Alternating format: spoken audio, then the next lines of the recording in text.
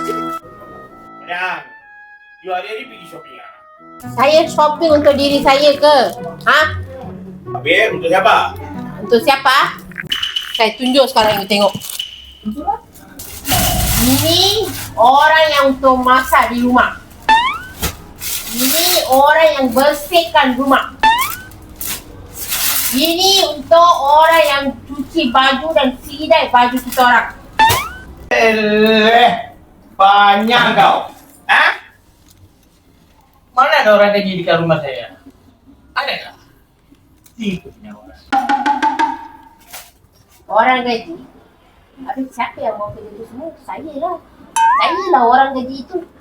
Masak, cuci rumah, baju, basuh baju. Semua saya yang buat.